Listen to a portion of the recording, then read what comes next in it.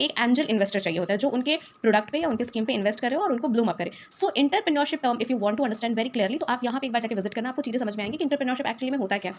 These are those people who start a new thing, एक तरीके से कह लो एक नया बिजनेस अपने पर्सपेक्टिव से इन्होंने स्टार्ट कर रखा है। But the main thing is that कि इनको हेल्प कौन करता है। फॉर एन एग्जाम्पल, मान लो तुम एक नया बिजनेस स्टार्ट करना, ठीक है, तुम लोग अभी क्लास 10 में एंटर कर चुके हो, आफ्टर 10-12 तुम लोगों को अपना कुछ नया सेटअप डालना होगा, some are good in some things, तो तुमने सोचा चलो हम अपना बिजनेस स्टार्ट करते हैं। तो ये जो बिजनेस स्टार्ट करने वाला जो क्राइटेरिया आता है, इसमें आपको बहुत सारी चीज़ों की जरूरत पड़ती है। लाइक आपको सबसे पहले एक स्पेस चाहिए होगा, आपको एक थॉट प्रोसेस चाहिए होगा, आपको ह्यूमन रिसोर्स चाहिए होगा, और इन सब चीज़ों में सबसे बड़ी चीज़ क्या होगी कि आपको फाइनेंशियल सपोर्ट चाहिए होगा। तो ये जो चीज़ें ना 4-5 particular things, financial support, space या फिर वर्क प्लेस जहाँ आप काम करेंगे और जो लोग आपके साथ काम करेंगे, सो इन लोगों को मिला करके ही बनता है एंटरप्रेन्योरशिप इकोसिस्टम। सो एंटरप्रेन्योरशिप इकोसिस्टम में बेसिकली हमें ध्यान देना होता है कि आप जो भी बिजनेस या जो भी स्टार्टअप कर रहे हैं वो कितना फ्रेंडली जोन में। सपोज दैट कि एक पूजा का माहौल है, कोई पूजा वाला जगह है, ठीक है, वहाँ पे अगर किसी ने मटन शॉप खोला हुआ है तो क्या वो चलेगा?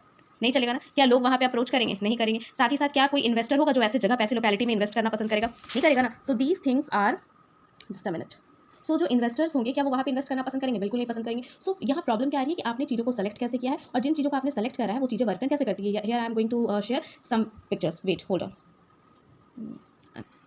ऑडिबल है ना मेरा साउंड?